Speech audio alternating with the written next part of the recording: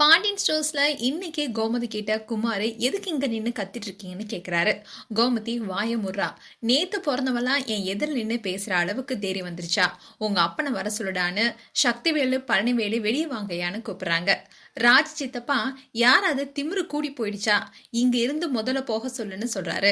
கோமதி நீ சொன்னா நாங்க போயிடணுமா, நீங்க என்ன பண்ணாலும் நாங்க சும்மா இருக்கணுமான்னு கோமதி கேட்க, ராஜ் சித்தப்பா பண்ணதெல்லாம் நீங்க என் பொண்ணை ஏமாத்தி கூட்டிட்டு போயிட்டுன்னு சொல்ல கோமதி அடைச்சி வாய முடு, ஏமாத்தி கல்யாணம் பண்ணி வச்சாங்களாம். சரி விடு, கல்யாணம் பண்ணி வச்சுனே வச்சுக்கோங்க, கல்யாணம் பண்ணி இங்க தானே வந்தாங்க, அப்போ நீங்க வாமா உள்ளன்னு கூப்பிட்டீங்கல்ல, அவ வரல, ஏன் வரல, எல்லா பழியும் என் புள்ள மேல தூக்கி போடுறீங்க.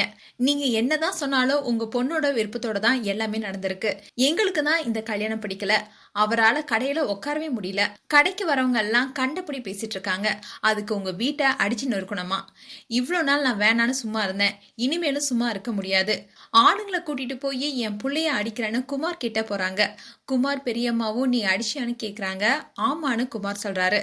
கோமதி எப்பவும் ஒரே மாதிரி இருக்காது, புள்ள மேல கைய வச்சனா அவ்வளவுதான்னு சொல்றாங்க. குமார் என்ன பண்ணிடுவீங்கன்னு கேட்க, செந்தில் தொலைச்சிடுவேன், இருக்கிற இடம் தெரியாம போயிடுவேன்னு சொல்றாரு.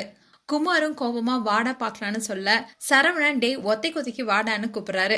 குமாரும் வாடான்னு சொல்ல குமாருடைய அம்மா பேசாம இருக்க சொல்றாங்க. அண்ட் பாண்டியனும் வராரு. கோமதி கிட்ட மாமா வந்துட்டாருன்னு சொல்றாரு. கோமதி இனிமேலும் புள்ள மேல கைய வச்சா அவ்வளவுதான், உங்க உடம்புல ஓடுற அதே ரத்தம் தான் என் உடம்புலயும் ஓடுதுன்னு சொல்லிட்டு போறாங்க. பாண்டியன் கிட்ட கதிருடைய மாமா அக்கா சும்மாலாம் கத்தல, கதிரை அடிச்சிட்டாங்கன்னு சொல்றாரு. பாண்டியனும் உள்ள வந்து பார்த்துட்டு எதுவும் சொல்லாம சரவணனை வேலைக்கும் செந்தில கடைக்கும் போக சொல்றாரு.